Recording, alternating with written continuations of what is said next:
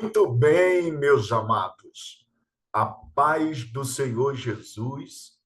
Quem está falando aqui é seu servo, irmão em Cristo e companheiro de vida eterna, pastor João Batista. Hoje, através dessa aula vídeo gravada, teremos a oportunidade de dar continuidade à nossa matéria Anjos, Homem e Pecado.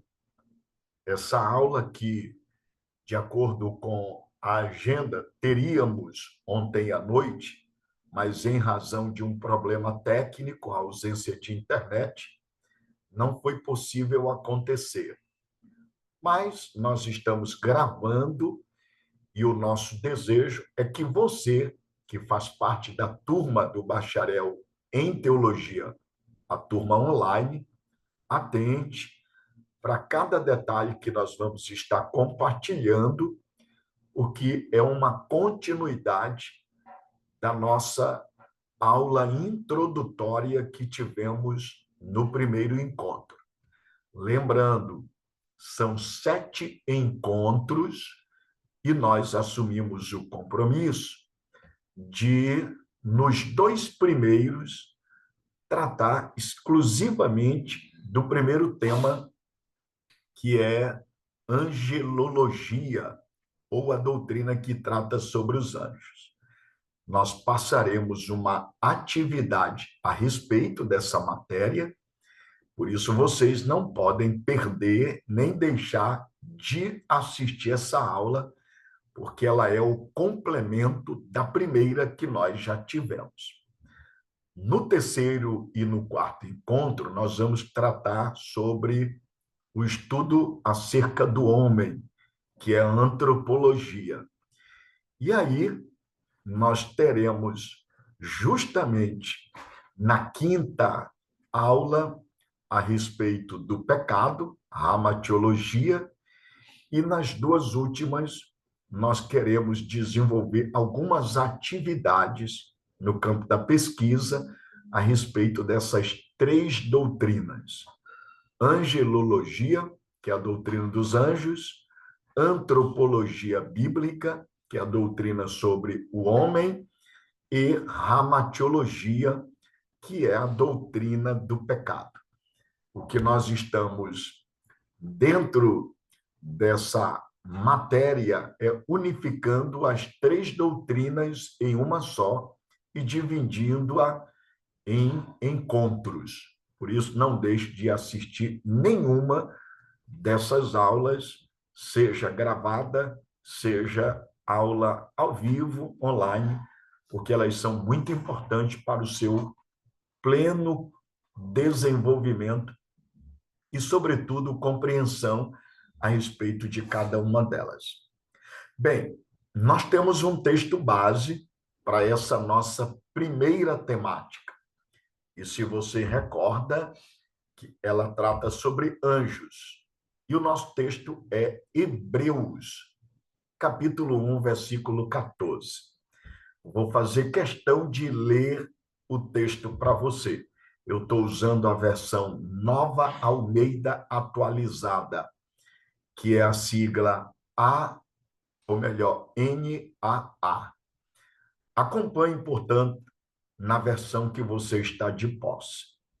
Está escrito: não são todos eles espíritos ministradores enviados para serviço a favor dos que hão de herdar a salvação? Eu vou ler novamente. Não são todos eles espíritos ministradores enviados para serviço a favor dos que hão de herdar a salvação? Bem, feita essa leitura, nós vamos agora fazer uma oração. Pai, nós te agradecemos pelo privilégio de poder ouvir a tua palavra e agora estudar refletindo a respeito dela. Ilumina os olhos do nosso entendimento e unge os nossos corações. É o que nós te pedimos, em nome de Jesus. Bem, meus queridos, no primeiro encontro, nós tivemos a oportunidade de fazer uma abordagem introdutória, dizendo para vocês que existe uma classe de seres finitos que foram criados com maior inteligência e maior poder do que o homem no seu estado presente. Lembrando, eu esclareci a vocês por que essa observação em seu estado presente, o homem na atual condição. E eu expliquei isso à luz, inclusive, da doutrina escatológica, que apontam para a consumação da obra redentora, em que o homem, no seu estado glorificado, vai se tornar semelhante a Cristo. Ele não será Cristo, mas terá uma natureza semelhante. Por isso, considerando o nosso estado presente, os anjos estão em um grau superior. Por isso, seres finitos criados com maior inteligência e maior poder. Também deixei claro que esses seres que são criados por Deus com uma inteligência e um poder superior ao homem no seu estado presente, eles servem a Deus, tanto no sentido positivo, isso em se tratando dos seus propósitos, quanto também no seu sentido negativo. E por quê? Porque essa doutrina, que trata sobre acerca dos anjos, coloca diante de nós dois grupos, anjos bons e anjos maus. Aqueles que servem a Deus e aqueles que, apesar, e eu esclareci isso para vocês, de cumprir um propósito divino, mas eles estão na condição de rebeldes, porque vivem em rebelião. São os anjos maus. Então, nós estamos falando de anjos e demônios. E, nesse sentido, tudo envolve a doutrina dos anjos e que formam duas classes que estão em oposição. E terceiro, também deixei claro que essa doutrina que nós estamos estudando, ela é denominada angelologia, que é a doutrina sobre os anjos. E deixei bastante explícito, não confunda com angiologia, que é uma área específica da medicina. A doutrina é angelologia. Bem, eu defini para vocês o conceito, a definição dessa doutrina. E apontei isso com muita clareza, dando o significado e a abrangência que essa doutrina tem. Eu penso que não há necessidade de pontuar isso para vocês, porque nós deixamos bem claro. Essa doutrina acerca dos anjos estuda esses seres como sendo espirituais, criados por Deus, explorando também sua existência, sua natureza, sua função e o papel que eles desempenham na história, como também na Bíblia. Essa disciplina, ela abrange tanto os anjos celestiais, como já falei minutos atrás, bons, quanto os anjos caídos, que se tratam acerca dos demônios. E toda essa doutrina, ou todo esse estudo, se baseia unicamente nas Escrituras Sagradas, ainda que, no decorrer da aula, como aconteceu no nosso primeiro encontro, eu dei alguns dados que expressam conceitos à luz da experiência. Mas a nossa base, o nosso fundamento é unicamente as Escrituras, sobretudo o Antigo e o Novo Testamento. Também apontei qual é a origem desse termo técnico, anjo. Eu disse que vem do latim angelus, E, por sua vez, essa expressão deriva do grego angelos, que no hebraico é o termo malak, significando mensageiro ou embaixador.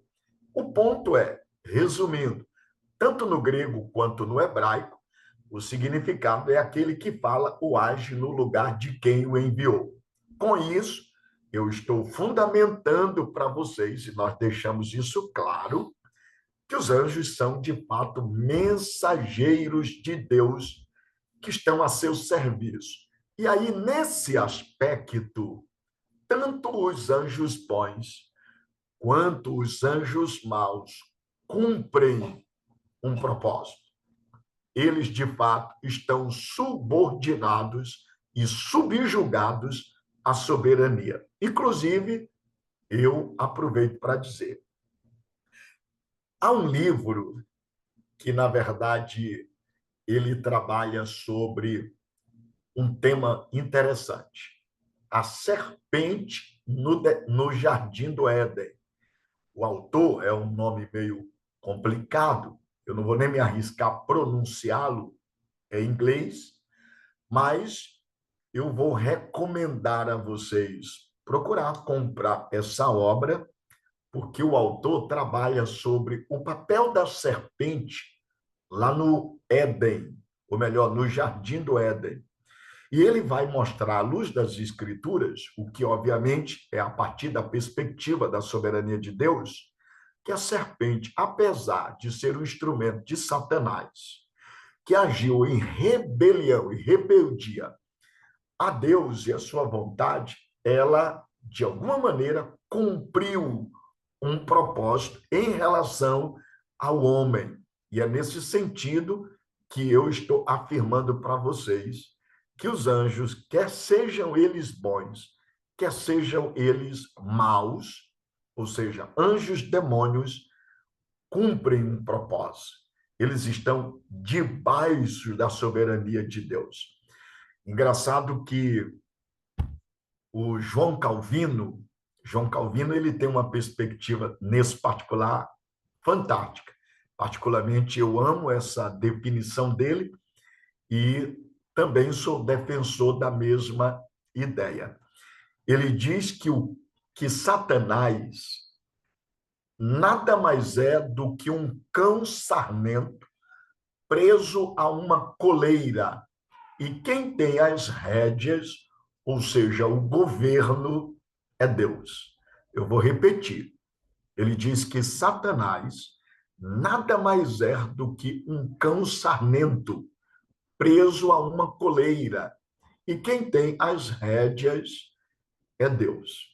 É claro que isso precisa ser compreendido a partir de uma clareza muito maior na Bíblia. Eu estou aqui apresentando para vocês uma síntese, mas o meu alvo é apenas deixar claro para vocês que, na verdade, o mundo angelical, seja anjos bons ou maus, estão sob a ótica da soberania de Deus e, por isso, cumprem um propósito, quer seja bom, quer seja ruim.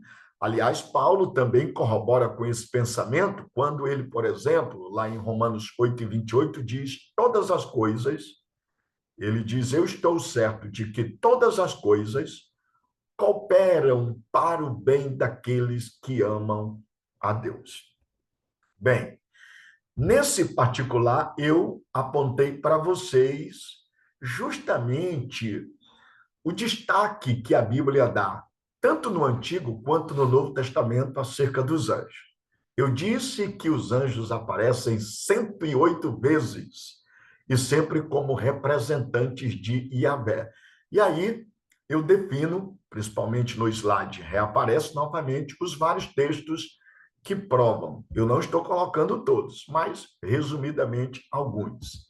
E depois nós fomos para o Novo Testamento, e eu disse que o Novo Testamento, em comparação com o Antigo, ele vai mais além.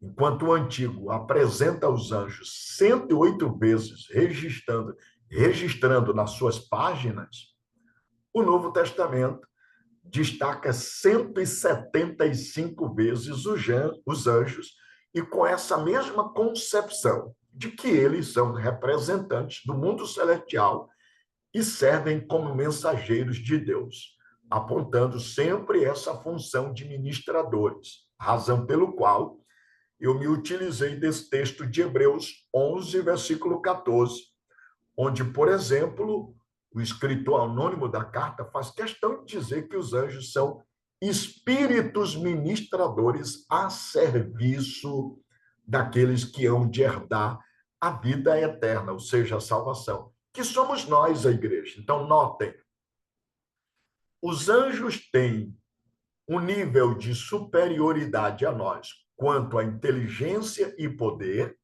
considerando o nosso estado presente, a nossa condição, que ainda estamos afetados pelo pecado, mas, apesar disto, olha a relevância da igreja, o povo de Deus. Se no Antigo Testamento era Israel e no Novo é a igreja, os anjos estão a nosso serviço. Na verdade, é serviço de Deus, mas com o propósito de abençoar aqueles que hão de herdar a vida eterna, a salvação. Portanto, isso é muito importante. E aí ficou claro para nós que no Novo Testamento os anjos estão vinculados a eventos especiais, tais como, e aí eu apontei, a concepção virginal de Cristo, conforme Mateus 1, 20 e 21, o seu nascimento, lá em Lucas 2, 10 até o 12, sua ressurreição, lá em Mateus 28 e 5, e sua ascensão, conforme está lá em Atos, capítulo 1, a partir do versículo 11. Bem, eu também apontei que há uma negligência sobre essa doutrina, assim como há acerca de muitas outras. E resumindo, para a gente não perder tempo aqui, eu apontei as 3 razões por que essa doutrina sofre negligência por parte de alguns cristãos e também estudiosos. Pelo vínculo que há na antiguidade com o gnosticismo, sobretudo o gnóstico nos seus primórdios, no seu nascedor, que praticavam a adoração aos anjos. Isso é muito claro lá em Colossenses 2 e 18. Também a relação com a experiência da possessão demoníaca, conforme Paulo descreve lá em 1 Coríntios 10, versículos 19 e 21, e, em terceiro lugar, a prática acentuada do espiritismo, que é uma questão contextual, sobretudo em relação à nossa cultura, que é muito envolvida com o espiritismo.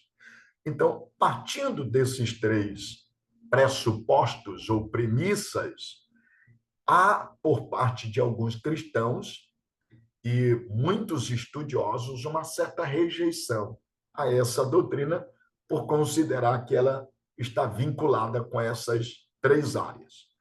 Mas a grande verdade é que a existência dos anjos, e eu estou pontuando aí no slide, é um fato. Eu vou repetir, a existência dos anjos é um fato. E se é fato, algo evidente, claro, comprovado, não se pode rejeitar essa doutrina. E por quê? Aí eu aponto aí. Há muitos textos no Antigo que comprovam a existência dos anjos, e desta forma nós não podemos rejeitar essa doutrina. Eu não vou pontuar todos os textos, mas se você pegar, por exemplo, Gênesis 32, 1 a 2, Juízes 6, 11, 1 Reis 19, 5, Neemias 9, 6, Jó 1 e 6, 2 e 1, Salmo 68, 17, o Salmo 91, 11, o Salmo 104, verso 4, Isaías 6, do 2 ao 3, o próprio livro de Daniel e muitos outros. Eu estou pontuando alguns textos clássicos. Todos esses textos apontam os anjos agindo em suas funções específicas para Deus. Então, rejeitar essa doutrina é um equívoco. Ela é, de fato, uma doutrina importante, essencial, e que nos ajuda a compreender melhor justamente a revelação de Deus quanto ao seu plano redentor e os seres envolvidos e que têm participação nessa história. Então, nós não podemos deixar de lado. Outra, de igual modo, há também diversos textos no Novo Testamento onde os anjos se apresentam como mensageiros. É o caso, por exemplo, de Hebreus 1:14, que é o nosso texto base, Mateus 13:39, 13:41, 18:10, 26:53. Ou seja, os evangelhos dão uma notabilidade muito grande acerca dos anjos. A mesma coisa acontece com Marcos, no capítulo 8, verso 38, Lucas 22:43, João, capítulo 1, 51, Efésios, que são as cartas. Lá no capítulo 1, verso 21, Paulo trata a respeito, Colossenses 1:16, 2 Tessalonicenses 1:7, Hebreus 1, verso 13 a 14, o capítulo 12, verso 22, a primeira epístola universal de Pedro, no capítulo 3, 22, 2 Pedro, Judas, até Apocalipse. Então, permitam, não se pode negar algo que está explícito e registrado no cânon sagrado, fazendo parte do conteúdo tanto do Antigo quanto do Novo Testamento. E aí, resumindo, eu devo dizer para vocês, negar, rejeitar ou tomar a decisão de não aceitar uma doutrina tão explícita, tão clara, tão ampla como a angelologia, que está exposta nas Escrituras, é negar a Bíblia como um todo. Eu não posso cometer o erro de crer em parte das Escrituras e parte não. Eu preciso crer nas Escrituras como um todo e entender que esse todo, ela faz parte dessa revelação de Deus e que, portanto, eu preciso compreendê-la na sua totalidade. Paulo, quando passou 3 anos frente à igreja de Éfeso e ele resolveu voltar a Jerusalém, o argumento de Paulo em sua defesa foi: eu estou livre do sangue de todos vocês, porque eu não deixei de vos anunciar todo o conselho de Deus. A pergunta é: qual é a ideia de Paulo sobre conselho? É que tudo aquilo que estava na Bíblia e que necessariamente é importante e essencial, porque não tem nada que não seja importante, Paulo compartilhou, expôs, pregou, ensinou, defendeu e esclareceu aos membros da igreja de Éfeso. Então, eu penso que todos nós, quanto estudantes de teologia, e que, portanto, queremos compreender o plano de Deus sobre uma doutrina, não podemos rejeitar, uma vez que as Escrituras tratam sobre ela. Agora, vamos mais adiante, aprofundando ainda mais essa nossa doutrina. Que são anjos? Que são anjos? Eu vou dizer para vocês. Podemos definir anjos como seres espirituais que, por sinal, eles foram criados com juízo moral e alta inteligência, mas sem corpos físicos. Notem bem essa definição que eu estou dando para vocês.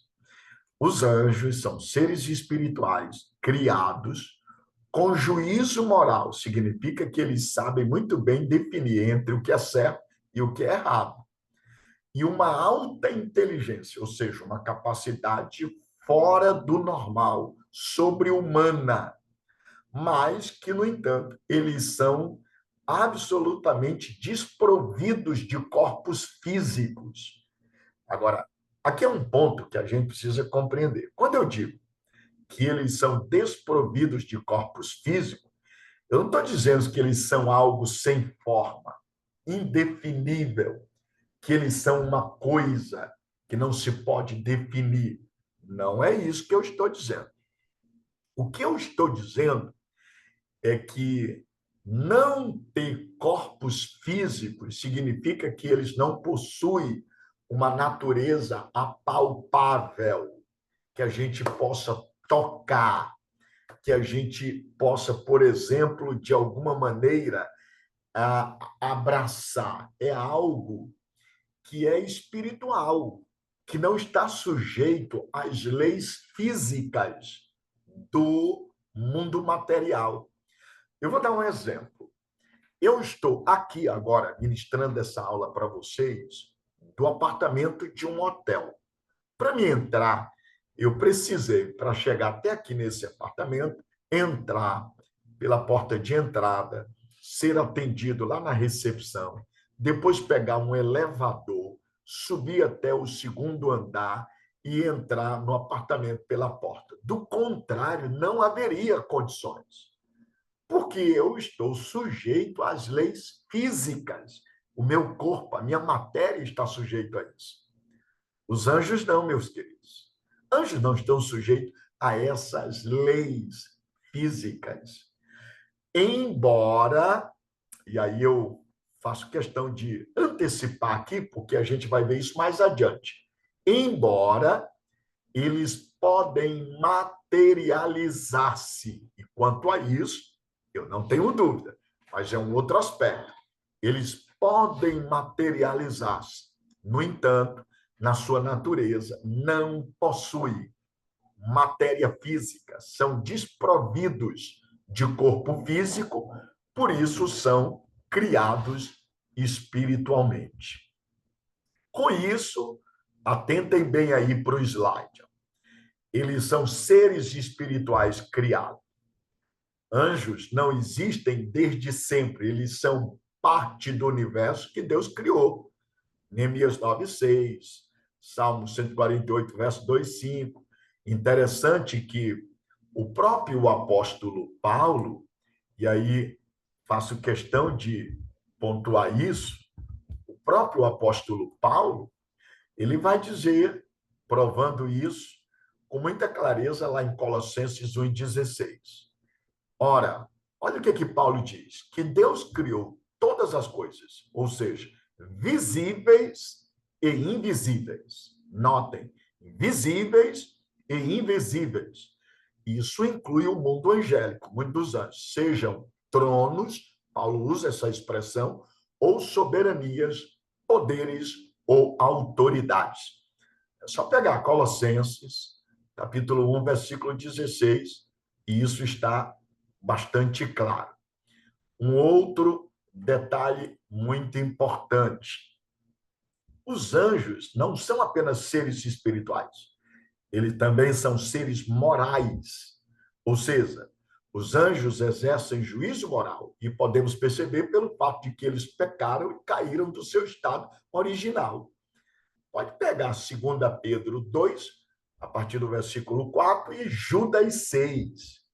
E aí, com isso, eu quero dizer para vocês, assim como, ao se usar a expressão queda, que é uma expressão do conceito de pecado original em relação ao homem no Jardim do Éden, no mundo espiritual, há também uma queda, que é o pecado original cometido entre os anjos. Eles pecaram, caíram, entraram em rebeldia contra Deus.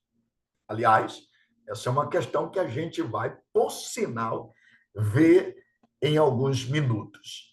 Mas eu estou aqui já de antemão dizendo para vocês, eles são seres espirituais morais e que também foram afetados pela queda. Lembrando que quando eu digo que eles foram afetados pela queda, como consequência de serem seres morais, eu estou me referindo aos anjos caídos, que a Bíblia, por sinal, vai dizer que é 1/3 dos anjos que Deus criou, porque 2/3 permaneceram fiéis a Deus e que hoje são chamados de ministros ou espíritos ministradores a serviço dos que hão de herdar a salvação. Outro detalhe, eles não são apenas seres espirituais criados, não são apenas seres espirituais morais, eles também são seres espirituais de alta inteligência. Sua alta inteligência é vista por toda a Escritura à medida que eles falam com as pessoas. É só pegar Mateus 28:5, Atos 12, a partir do verso 6 ao 11, e aí há muitas outras referências. Com isso, eu dou uma recomendação. Vocês precisam não se conter apenas com as informações que eu estou partilhando dessa doutrina, mas, sobretudo, buscar ampliá-la através de boas obras que vocês precisam adquirir a respeito e também buscar na teologia sistemática estudos, artigos de bons eruditos que são comprometidos com as escrituras a respeito. Por sinal, a editora Vida Nova, a editora Vida Nova, ela tem uma obra que é fantástica, ela é a base, por sinal, desse estudo que eu estou compartilhando com vocês, onde o autor trabalha sobre natureza, ofício e tipos de anjos. É uma obra da editora Vida, um autor americano que trabalha esse tema de uma maneira muito peculiar. Por isso, aliás, não só essa, há muitas outras obras, mas eu estou pontuando para vocês caírem no campo da pesquisa, buscando ampliar a compreensão e o entendimento a respeito. O fato é, eles são seres de uma alta capacidade, se comunicam, falam, interagem, têm planejamento estratégicos, eles são, de fato, inteligentes na maneira do seu agir. Outra coisa, eles são também seres espirituais. Primeiro, são seres espirituais criados. Segundo, são seres espirituais morais. Terceiro, são seres espirituais de uma alta inteligência. E quarto, eles são especificamente seres espirituais. Hebreus 1,14, que é o nosso texto base, prova isso. Ou seja, são criaturas espirituais. Efetivamente, eles não possuem corpos físicos. Eu já falei isso. Em Lucas 24:39, Jesus diz: o espírito não tem carne nem osso, como vocês estão vendo que eu tenho. Isso em contraste ao que os discípulos estavam vendo, que era Jesus achando que ele era um fantasma. Jesus está usando esse argumento para dizer assim: olha, sou eu, o Cristo ressuscitado. Eu sou o Cristo ressurreto. Eu não sou um espírito, uma alma. Eu não sou algo indivisível. Eu não sou. Eu sou o Cristo ressurreto. Agora, olha o argumento que ele diz: um espírito não tem carne, não tem osso. Em outras palavras, um espírito é um ser espiritual desprovido de matéria física. Portanto, normalmente, eles não podem ser vistos por nós, a menos que Deus nos dê a capacidade espiritual para vê-los. É o que acontece lá em Números 22:3 e também em 1 Reis, capítulo 6, versículo 17. E é o que acontece aqui em Lucas 2:13. Então, meus amados, eles são seres espirituais. É importante entender esse detalhe. Alguma dúvida sobre este particular, vocês podem mandar a pergunta no meu privado, se identificando como aluno do curso de bacharel em teologia online, e eu vou responder para vocês. Mas agora, indo mais adiante, nomes dados para os anjos na Bíblia. Lembrem-se, atentem para isso. As Escrituras usam outros termos para os anjos. Eu vou repetir. As Escrituras, eu estou falando da nossa fonte, a nossa Bíblia. A Bíblia é o nosso livro-fonte. As Escrituras usam outros termos para os anjos. Quais são? Eu vou dizer para você. Olha só essa expressão. Está lá em João 1:6 e também 2:1. Filhos de Deus. Outro exemplo, Salmo 89, versos 5-7. Santos. Outro exemplo, Hebreus 1:14, que é o nosso texto base, espíritos. Outro exemplo, Daniel 4:13, do versículo 17 até o 23 também, sentinelas. Outro exemplo, Colossenses 1:16, tronos, soberanias, poderes, autoridades. Essas expressões, elas possuem uma conotação ligada diretamente como identificação aos anjos. São expressões que a Bíblia usa para descrevê-los. E que, portanto, quando nós paramos para estudar esses textos nas Escrituras, essas expressões revelam a respeito de quem o texto trata. O mundo angelical, os anjos. Isso compõe a doutrina chamada angelologia. Por isso, eu estou apontando para vocês aqui alguns, há muitos outros, nomes que, por sinal, a Bíblia dá a esses seres. Até em Efésios 1:28 aparece, aliás, Efésios 1:21, eles são descritos como governos. E aí vocês vão perceber que isso tem a ver com a natureza de como eles trabalham e a forma como eles desenvolvem sua função, porque eles são altamente não só inteligentes, mas, sobretudo, muito bem organizados. Com isso, eu estou dizendo para vocês o seguinte: o mundo espiritual não é como o mundo material. Nós precisamos lembrar que o mundo material é afetado pela queda, ou seja, o pecado.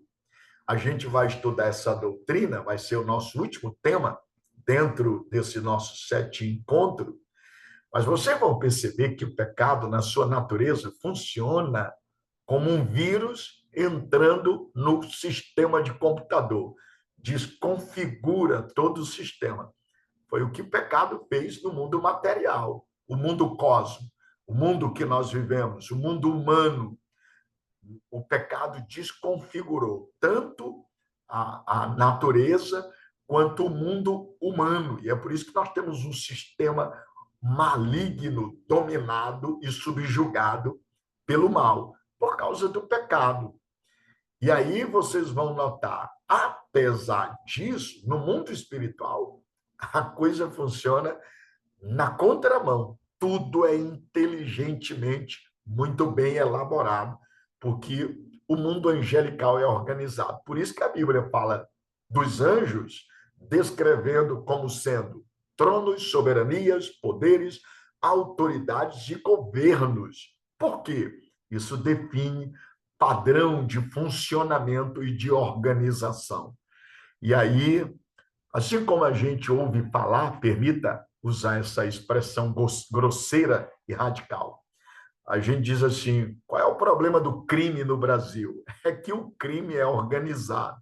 E qual é o problema, justamente, da segurança nesse país? É que a segurança nesse país é desorganizada. Então, não é diferente em relação ao mundo dos anjos. Nós temos um mundo desorganizado, mas o mundo espiritual é super organizado. Muito bem. Agora nós vamos falar sobre a classificação dos anjos. E é interessante.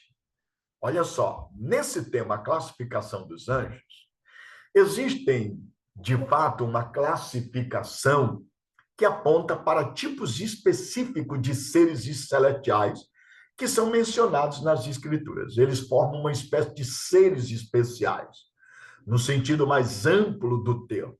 Eles são seres espirituais criados que servem e adoram a Deus. Lembra? Eu estou falando de anjos que são bons, anjos que servem a Deus e ao seu propósito. E eles são classificados em uma forma muito interessante. Só para você ter uma ideia. Está aqui, ó, a primeira classificação, os querubins. Talvez você me pergunte, o que são os querubins? No hebraico, o termo é querubim, é um plural, e esse plural, ele é pronunciado como querube, que no grego é cherubi. Segundo a Bíblia, e aí eu estou falando tanto na perspectiva do Antigo quanto do Novo, a partir, claro, do conceito hebraico quanto do conceito grego, segundo a Bíblia, aos querubins foi dado a tarefa de guardar a entrada do jardim do Éden. Vocês vão confirmar isso lá no capítulo 3, versículo 24. Aparece lá pela primeira vez esse termo. e é dito que o próprio Deus está entronizado entre os querubins, ou seja, que viaja com os querubins como sua carruagem. Prova disso é o Salmo 18, verso 10 e Ezequiel 10, do 1 ao 22. Então, existe uma classe de seres angelicais que são chamados de querubins e que eles têm uma missão específica. Eles são uma espécie de guardiões que estão a serviço de Deus e que eles cumprem um propósito de Deus e que Deus, por sinal, está entronizado. Entronizado é no centro, no meio, entre eles. E eles são uma espécie de guardiões, sabe? Em torno de Deus. Eu não estou usando o termo guardiões como que dizendo a ideia de que ele, Deus, precisa ser guardado. Sendo ele, Deus, um eterno e poderoso Senhor, ele não precisa de segurança. Mas a ideia de guardiões é apenas para fazer ele entender que essa classe de anjos estão em volta, em torno, e Deus centralizado entre eles. Essas referências que eu estou apontando comprovam o que eu estou dizendo. E aí isso revela que eles desenvolvem uma função muito importante e que, portanto, a Bíblia fala sobre os querubins. Bem, sobre a Arca da Aliança no Antigo Testamento, estavam duas figuras douradas de querubins com as suas asas estendidas acima da arca, e, de acordo com a Bíblia, vocês vão perceber, foi ali que Deus prometeu vir morar entre o seu povo. Você vai pegar isso lá em Êxodo, capítulo 25, verso 22, conforme está a partir do versículo 18 até o 21. Com isso, eu estou dizendo para vocês, é uma classificação de anjos que existem com uma função específica, um papel relevante e que tem uma relação direta com Deus. É importante compreender isso. Então, são os querubins. Segundo, nós temos uma outra classificação, os serafins. O termo na língua hebraica é sarap, cujo significado é queimar, dando a ideia de que os serafins são anjos brilhantes, como o sol, queimando, pegando fogo, uma vez que essa raiz tem e pode, ou melhor, também pode significar consumir com fogo. É a ideia do sol flamejante, consumindo, né? E você vai enxergar isso lá em Isaías capítulo 6, verso 2 até o 7. Eles continuamente adoram ao Senhor. Lembra daquela visão de Isaías, que começa lá no capítulo 6, verso 3, aonde havia querubins por cima, por baixo, cobrindo Deus, uma espécie de proteção da sua glória. A santidade de Deus é algo tão extraordinário que ninguém pode resistir em ver, e esses anjos que têm um fulgor como o brilho do sol queimando estão em torno de Deus. Aqui pode pegar Isaías 6, a partir do verso 2 até o 7, e você vai notar que essa classe adoram a Deus. Isaías diz que eles dizem santo, santo. Com duas asas cobriam o rosto, com duas, os pés, com duas voavam, demonstrando reverência, temor, serviço, santidade. Tudo isso está na Bíblia. A gente não pode negar essa realidade. E além dos querubins e serafins, nós temos os seres viventes. Bem, os seres viventes, eles aparecem mais num cenário apocalíptico, não só lá em Apocalipse, quanto também lá em Ezequiel, que é o Apocalipse do Antigo Testamento. Interessante, tanto Ezequiel quanto Apocalipse fala-nos de outras espécies de seres celestiais conhecidos, como eu já apontei aí, seres viventes, que ficam ao redor do trono de Deus. Ezequiel 1, 5 e 14, Apocalipse 4, 6 e 8. Eles são descritos como sendo parecidos com leão, isso aqui é um aspecto, rosto de leão, um aspecto rosto de boi, um aspecto rosto de um homem e um aspecto de águia. E são os representantes mais poderosos da totalidade da criação de Deus e que adoram a Deus continuamente. Apocalipse 4:8 fala a respeito deles. Deixa eu só fazer uma observação aqui, ó. Os anjos são anjos, ponto. Não há o que discutir. Anjo é anjo, acabou. Mas eles são criados, cada um com posição e funções que revelam um grau de superioridade uns aos outros. É como uma hierarquia militar, onde você tem o soldado, você tem o cabo, tem o sargento, tem o tenente, tem o comandante, tem o capitão, tem o coronel, tem o general. Assim também é o mundo angelical. Todos são anjos, mas eles são classificados a partir de uma posição que delega a eles um poder, uma capacidade maior do que alguns outros. Nesse caso, esses seres viventes de Ezequiel e Apocalipse representa exatamente uma categoria que possui um grau de superioridade. Lá em Ezequiel, na visão que o profeta tem, vocês vão perceber que eles se apresentam com uma característica. Olha só, leão foi homem águia. Isso tem uma conexão direta com a obra da redenção. Eu não vou entrar no mérito, porque não é esse o nosso foco, mas isso tem muito a ver com a missão de Cristo, a missão redentora, porque leão aponta para o que o Evangelho de Mateus fala, Jesus como rei. Marcos, que é o boi, fala de Jesus como servo, aquele que veio para servir fielmente aos propósitos de Deus Pai, indo até o final na obra redentora da cruz. Homem tem a ver com o que está lá em Lucas, que descreve Jesus como homem perfeito. E lá em João, fala de Jesus como águia, sua divindade, o Filho de Deus. Portanto, esse é um ponto interessante para a gente compreender como esses anjos têm uma ligação direta com a obra da redenção. E aí, meus queridos, para a gente caminhar para o final dessa aula de hoje, eu prometo, considerando que esse é um assunto muito importante, eu disse que nós íamos gastar apenas 2 encontros, mas considerando a relevância dessa matéria, eu vou dar mais uma aula a respeito no terceiro encontro, em que será uma aula online, com tempo muito maior, e a gente esgota, então, nosso conteúdo. Mas eu vou aqui dizer ainda para vocês, há uma outra classificação, o anjo Gabriel. Notem, falei dos querubins, serafins, seres viventes, mas tem o anjo Gabriel.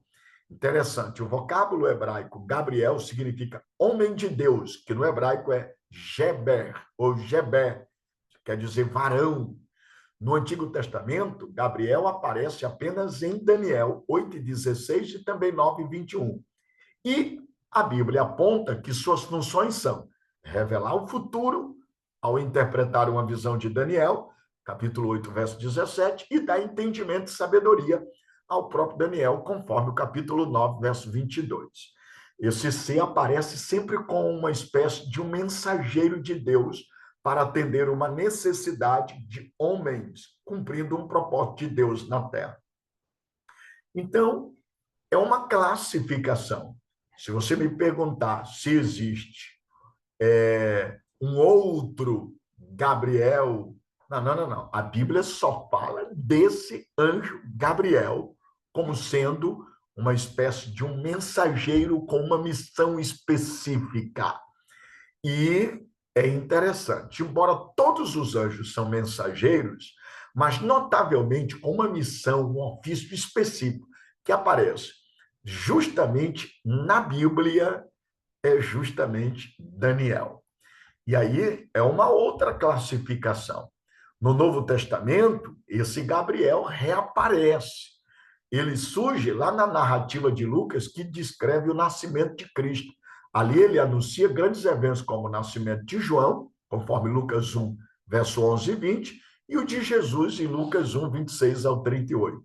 E na Bíblia ele é apresentado como aquele que assiste diante de Deus, ou seja, está ali, ó, o tempo todo diante de Deus, como que dizendo, qualquer momento, ele cumpre uma missão como mensageiro na terra de Deus. É apresentado como aquele que, de fato, está 24 horas diante dele. E destes casos, conclui-se na Bíblia que Gabriel é o portador das grandes mensagens divinas aos homens. Então, ele tem uma missão específica, sabe? Ele é um embaixador específico. E, para finalizar, o anjo, né, do Senhor. Quem é o anjo do Senhor? Bem, aqui é uma outra classificação. O ensino, né, é de grande importância porque ele está estritamente relacionado às teofanias. Aí, se você perguntar para mim o que é teofania, eu vou dizer para você. Teofania são manifestações ou aparições de anjos do Senhor numa forma humana, aparecendo o formato humano.